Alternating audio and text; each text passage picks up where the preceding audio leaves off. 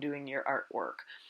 That's also part of why I have to do this as a voiceover. I personally am not talented enough to explain what I'm doing while I'm doing it. My mind cannot handle trying to talk about what I'm doing while I'm doing artwork. One of the workarounds for me to be able to get good quiet time to really focus on doing high detailed artwork like this is I get up at 3 in the morning when nobody else is awake yet, and then I can work on artwork from, say, 3 in the morning until 7 or 8 in the morning and have that quiet time to myself where I'm not interrupted or distracted in order to do my artwork.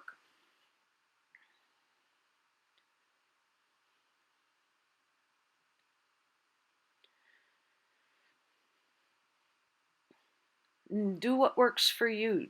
There is no right or wrong on that either. That's one of those, fun facts of how our brains work. But if you only get 5 or 10 minutes to do artwork at a time, don't let that stop you. You still will have the practice to do it. The more you practice, the better you'll get. There's no shortcut for that. I've been drawing as long as I can remember, and I draw every single day. And to me, the media that you're using doesn't matter, the style that you're doing doesn't matter. Practice is one of the key things.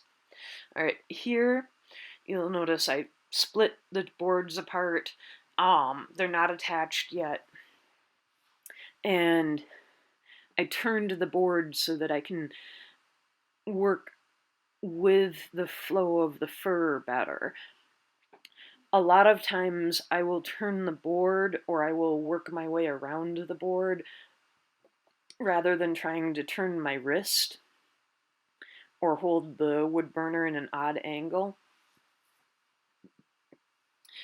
For the purposes of demonstration on a video, I've been trying to keep the board upright for your viewing pleasure, but a lot of times I will turn the boards every which way in order to be able to work in the direction that I want to work without straining my wrist.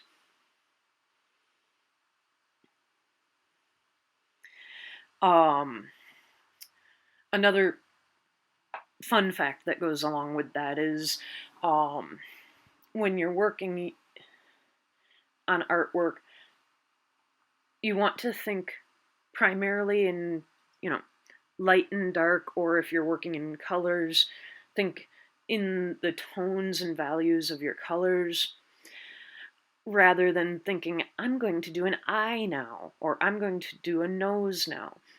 If you're thinking in verbal language, then you tend to have the preconceived notion of what it should look like, and your mind will try to draw what your preconceived notion of an eye or a nose or the fur should look like, rather than following what you're actually seeing. So another good exercise to do is to try doing your wood burning or your artwork upside down. That confuses your brain just enough that you don't tend to think so much in terms of eyes or ears or noses, and you tend to think much more in terms of light and dark and shapes and colors, which then helps you follow what you're actually seeing and reproduce what you actually see more so than your preconceived notions of what you think it should look like, resulting in a more accurate image. So don't be afraid to work upside down. Don't be afraid to turn your board.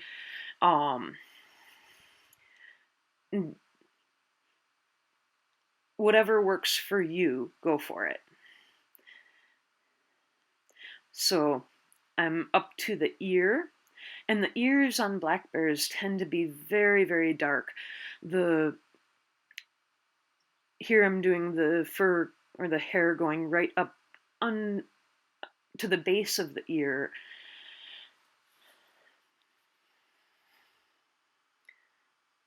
And then when I get to the ear itself, I will turn the tip of the wood burner and use it in the spread butter fashion to fill in the ear completely black as a contrast to the hair going up to the ear. I'm using it in a more cutting motion of doing the individual strands of hair.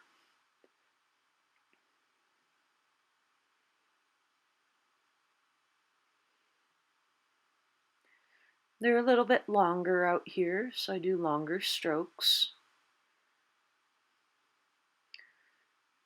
And it is quite a bit darker out around the edge of the face, so it takes me a little bit longer because I'm allowing more time for heat transfer from the wood burning tip to the wood.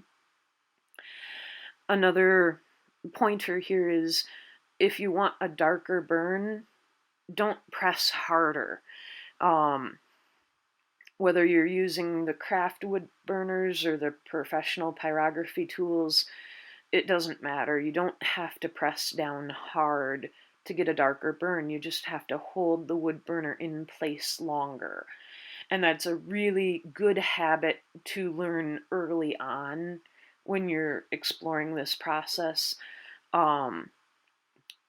To take your time. Remember, this video is at double time, so it's actually taking me twice as long as what you're viewing to do this wood burning. You want to take your time, you want to do good work, and you don't want to hurt your wood burner. So with the higher priced professional pyrography tools, the wire tip tools, if you press down hard, it's very easy to bend or break the wire tip. And with the more craft-oriented solid-tipped wood burners, they're harder to break, but if you press down hard, trust me, you can still break the screw portion that goes into the wood burning tool. I've done it many times. It took me a long time to realize I don't have to press down hard to get a dark burn. All I have to do is hold the wood burner lightly in place for a longer amount of time. So that will save you money in the long run. It takes a little bit more time, but it will save your equipment if you press very lightly on the wood. Even with doing it very lightly and very little pressure, the tip of the wood burner here still bends over time, and I tend to hold it like a pen. I tend to hold it at the same angle and use the same edge for most of my burning. So after hours and hours of use, it does have a slight curve to it. One way that I try to correct for that is when I am burning a large area dark, I will flip the wood burner pen over and hold it basically in reverse from how I normally hold it, because it's shaped kind of like a butter knife. And thinking of a butter knife, you tend to hold it in one direction with the knife part down and the top edge up. That's how I tend to burn using this tool and this tip. But when I go to fill in a large dark area, I tend not to switch tips very often. I'm doing this entire wood burning with one tip. I could switch over and use the shading tip. I didn't. There's no right or wrong to that. I just preferred to keep using the same tip and not switch them out, not lose my rhythm. But I did flip the wood burner over in my hand to fill in the large dark area, because that does help correct for the slight curving of the tip over hours and hours of use when it's hot metal and slightly pliable.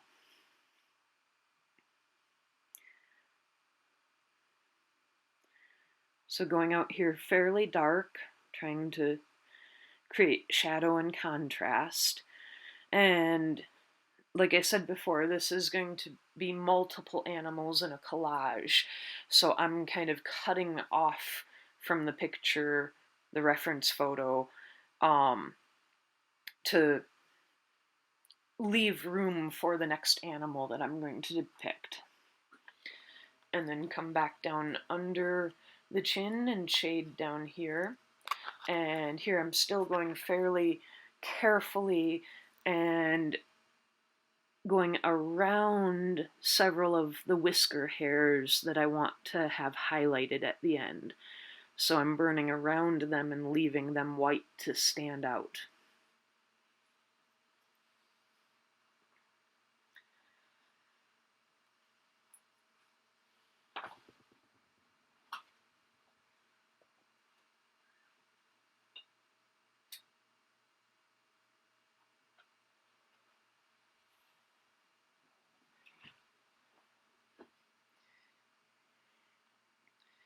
When I was young, my parents, my parents still do, Wildlife Recovery Association, but we had baby black bears brought to us by the DNR, the Department of Natural Resources, where the mother had been poached and the babies were being illegally kept by someone. So the DNR brought them to us for being, orphaned and for us to take care of until they could place them with another mother. And I don't remember every particular instance, but there's a few stories from my childhood that, like, we had a pond and would go swimming and have the bear cubs go swimming, and if somebody coughed, the bear cubs would run up a tree, and apparently, the sound of a person coughing is similar to the sound that a mother bear would make to give a warning sound for the bear cubs that there's danger, go head up a tree to safety. We had one baby bear cub that was not going to try to be returned to the wild. It was, for whatever legal reasons, going to end up in a zoo, so we did not have to try to keep it wild and afraid of people. And the stories from my childhood were things along the lines of it would play piano with me, and then in first grade we had a bear day where the teacher told all of us kids to bring in our bears, and apparently I came home crying because my parents made me put my bear back out with a new mother in the wilderness and release it, and all the other kids in class had bears they could bring in for Bear Day, and I had no idea that they were talking about teddy bears and not real bears. So I had kind of a unique childhood. There were a lot of things I didn't quite grasp, and there probably still are. How normal people tend to live, but I've done all right trying to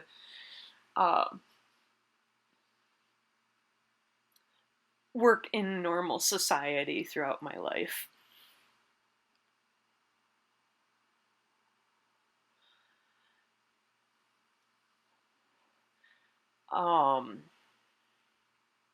We've worked with trying to keep young bears wild when they're going to be placed with a new mother. You tend to have, outdoor cages where they're in very natural, quiet habitat settings that are similar to where they would be in the wild, but you want a solid wall on one end of the cage so that when it's time to go put food in the cage. They don't see people approaching with food. You need to take into consideration things like little latches or little doorways where you can put food in without them even seeing your hand go in, so the area where the food is covered from the inside, that way they never associate people with food. You want to try to keep them as wild as possible so that they don't end up becoming nuisance animals when they're released. The DNR also, I believe, at least way back in the day, 20 years ago, when you're putting new baby bear cubs with a new mother, they would actually put Vicks Vapor Rub on the nose of the mother, because that way she couldn't smell that the baby bear cubs were not hers. And that would help with her accepting the new baby bear cubs, because the Vicks Vapor Rub would blot out the smell of new, different bear cubs for a little while, but it doesn't hurt them at all and wears off within a day or two. So here I'm just doing the shading under the nose and trying to go very, very dark. Again, I'm cutting the image off from what you see on the reference photo to fit in with the overall layout of the artwork that I'm doing with other animals around it.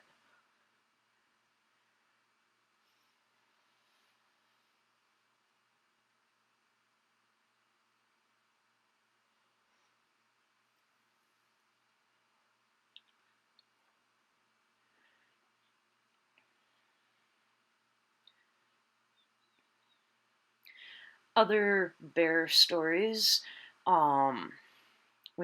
my parents were in charge of the peregrine falcon reintroduction and monitoring in the Upper Peninsula of Michigan from back in the 70s up through the early 2010, 2015. And so most of my childhood in the summers, we would go out into the woods and the backcountry up in the UP and go out camping along the ridge tops of the cliffs to monitor peregrine falcons and be miles away from the nearest people and be out there for weeks to months at a time. And we would have bears come in and around our camp, and so there's a variety of bear stories from that experience in my life. One point where we brushed our teeth and spit out the toothpaste. At one point, we realized a bear came in and dug up all of the area and the leaves and everything where we had spit our toothpaste. So we changed brands of toothpaste.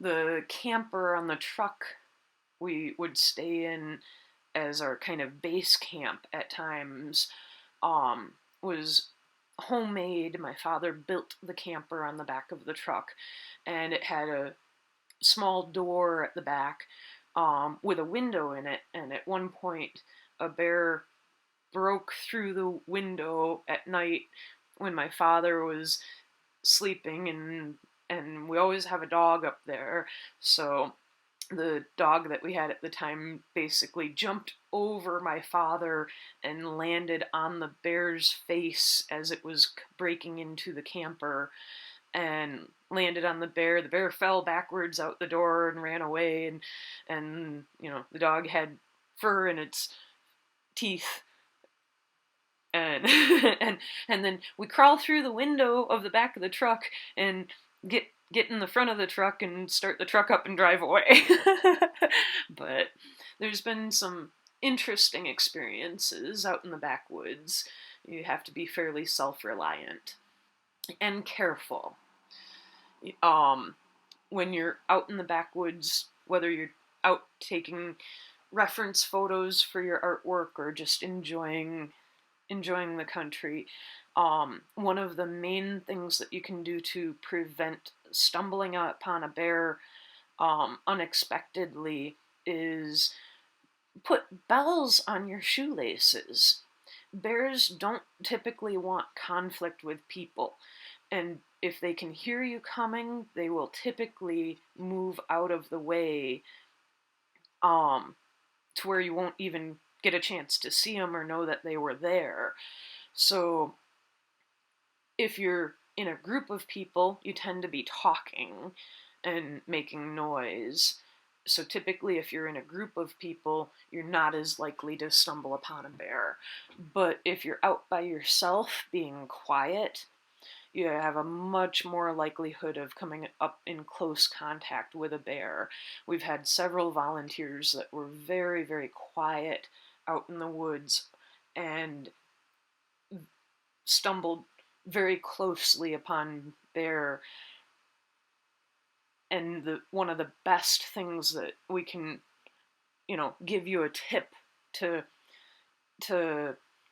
prevent any mishaps or taking them by surprise is really truly to put little like jingle bells on your shoelaces so that every time you take a step you make a little bit of noise, and that way the bears can hear you coming and they'll usually get out of the way and go hide before you even see them.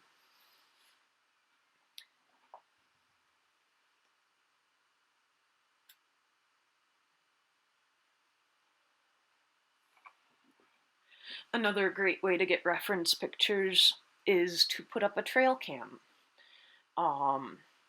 If you have your own property and you have an area where bears come in, you can put in a trail cam to get good reference pictures of your own.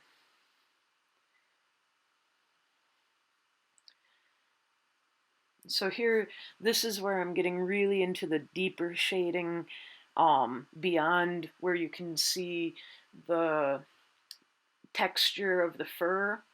I'm going up to where I did the texture, and again, the left-hand side is lighter. You can see more fur and see more detail because of the direction of the sunlight. The lower right-hand side is much darker. It's cast in shadow. And being aware of where your light and your light source is, and keeping it consistent throughout your drawing or throughout your wood burning will give it a much more realistic feel as an end result than having multiple light sources or not having a direct light source at all.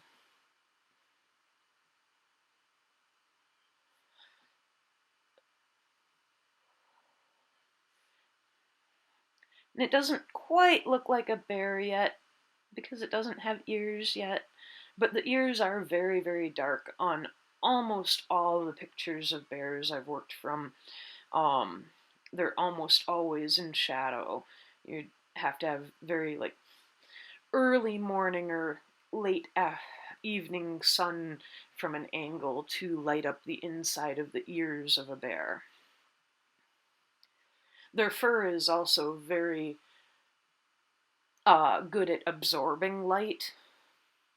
So at least black bears tend to look very, very, very dark. And in the wood burning, I've lightened it up quite a bit to be able to see the fur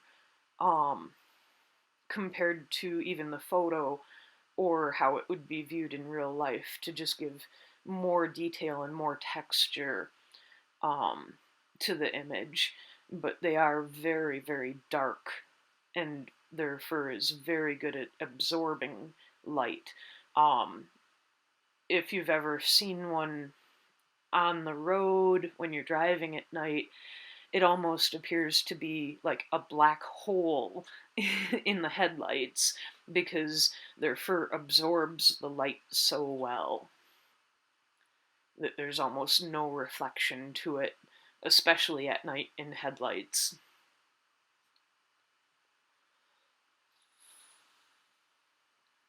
So be careful when you're driving. Yes. All right. I'm pretty much out of things to say about tips on wood burning. Take your time, practice, have fun, enjoy it. If you don't enjoy it, you're not going to stick with it.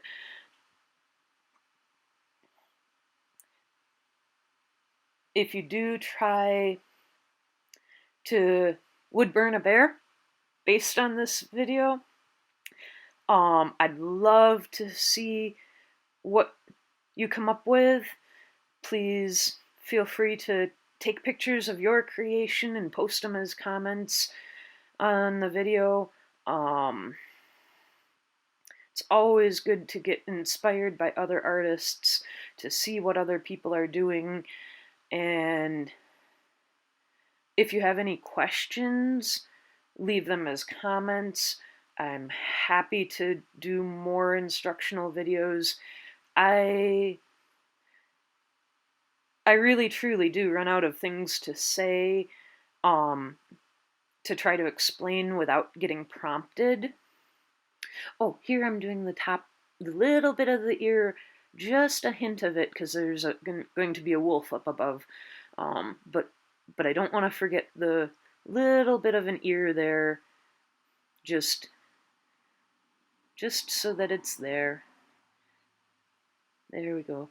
And now the last ear, and I have the page folded over so that I can work more closely to where, most of the drawing was, or most of the detail in the picture was.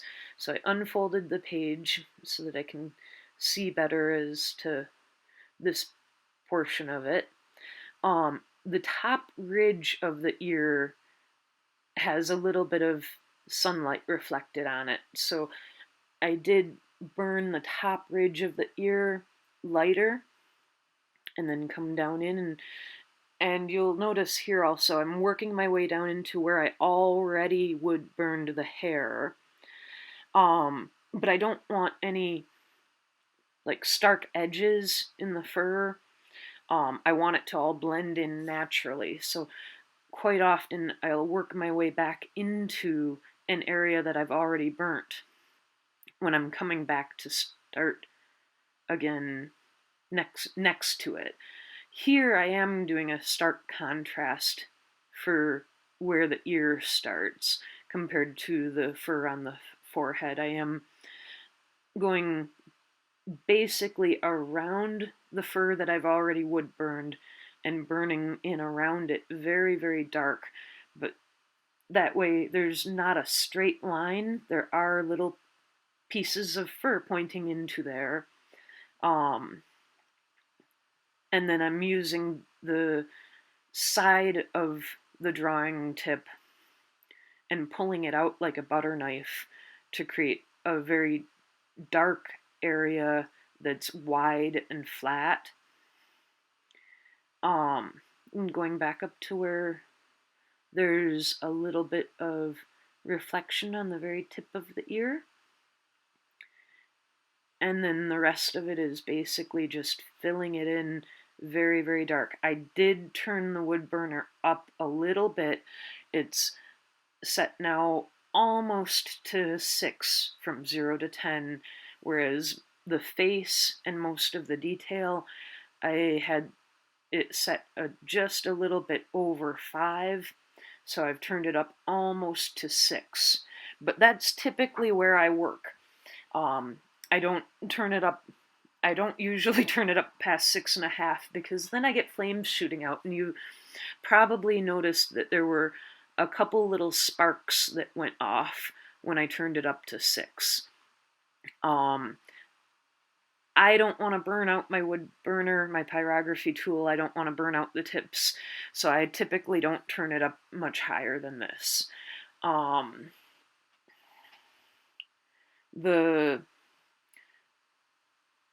You can get very, very dark even having it at half power at 5 on the detailed side just by going slower. And I'm just following the grain of the wood here and pulling down to get a very, very dark burn. I'm going very, very slow. I'll also go back over and go at crosswise to my first lines to do a double layering effect. And you can see some smoke coming off where I'm trying to get a very, very dark burn here. Most of the time, I don't produce smoke from doing the pyrography. Most of the time, my burning is light enough that it doesn't really produce any smoke.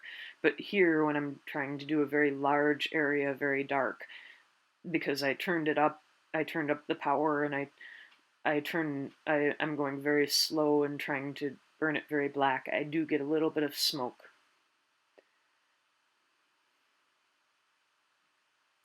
And if that bothers you when you're working, I work next to a window I have cracked open. That tends to help draw the smoke out of the room. You can set up a small fan. I've noticed with the wire tip wood burners, because they're made to transfer the heat very, very quickly from the tip to the wood, that if you do set up a fan,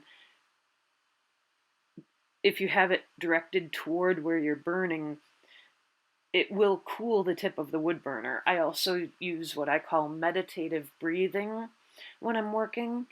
So I tend to very slowly blow toward the tip of the wood burner when I'm doing this, to blow the smoke away from me. And that also, even just very slowly blowing toward it, will also cool the tip of the wood burner noticeably.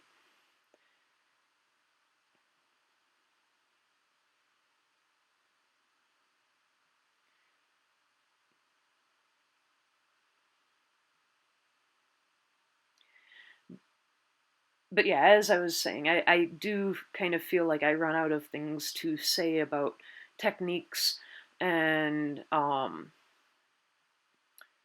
what have you. So if you have any questions at all, please leave your questions in the comments, and I'm happy to address them. If you have a question, chances are somebody else will have the same question too, and I can happily show you how I go about, doing any particular thing. Here I'm going back in and burning just a little bit darker on the pupils of the eyes. Again, burning dark is something that I struggle with. So going back through and really, really trying to get some good contrast after doing the entire piece and seeing how it comes together, where I need to go just a little bit darker to bring out the detail and the contrast. Just touching it up a little tiny bit at the end.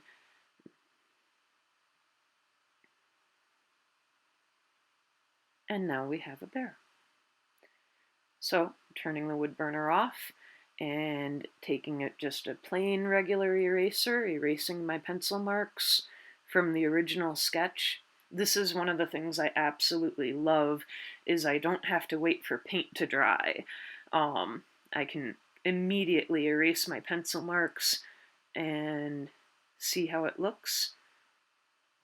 And I think that it turned out all right. Adjust my board so that it's all lined up nicely. Using a Colwood Super Pro II, we have made a black bear. Thank you for watching.